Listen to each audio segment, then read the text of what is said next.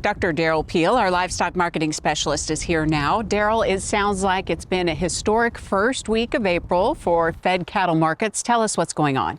Yeah, these cash fed cattle markets, the first week of April on Thursday, we set a new daily cash market price level. The previous record was in late 2014.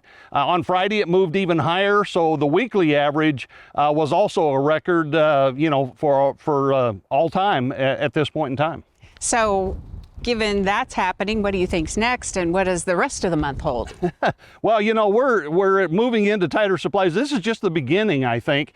Now, in terms of the time of year, normally we would expect, in a more stable market, fed cattle markets would peak about now. They would drop off seasonally a little bit into the summer and then come back in the late part of the year. I'm not sure with this uptrend in the market that's in place that we'll see a lot of drop off this summer. Maybe it plateaus a little bit. It might drop slightly, but in general, these prices are going to be poised to move higher. If not over the summer, certainly by the end of the year, we will continue to see new record prices as we go forward. Are you seeing some of these same trends when it comes to feeder cattle?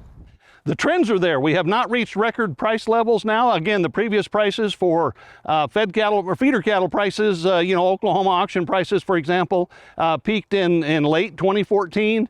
We're not at that level yet, but we are moving higher. We're at the highest level since sometime in 2015. And as we go forward, certainly at some point in the next few months, we will see feeder cattle prices exceed those previous records and move, I think, even significantly higher than that at some point in time. We talk a lot about drought, of course. What's the latest on the drought situation and how that plays into all the things that we're seeing?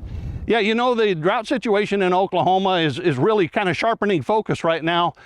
We've had, a significant amount of moisture in the southeastern part of the state that has removed drought in many areas. It's moved the drought line just a little bit farther west. The areas north and west of there have continued, in fact, are getting a little bit worse in terms of serious drought.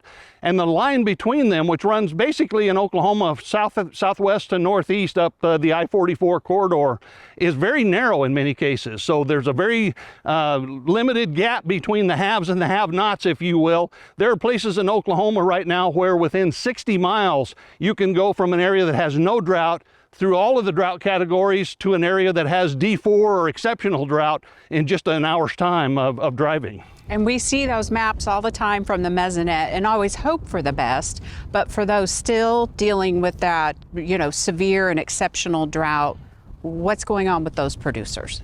Well, again, time of year, it should be, we should be greening up and growing. Without the moisture, they're not growing. They're trying to green up a little bit in those dry areas, but producers in that area recognize that they're losing pasture and hay production on a daily basis at this time of the year. And I've talked to a number of producers now that recognize that they're very likely facing some additional herd liquidation and some additional culling here in just the next few weeks. Well, that's certainly tough to hear. We'll hope for rain that hopefully can save things. Well, Derrell, thanks for the update, and we'll see you again soon.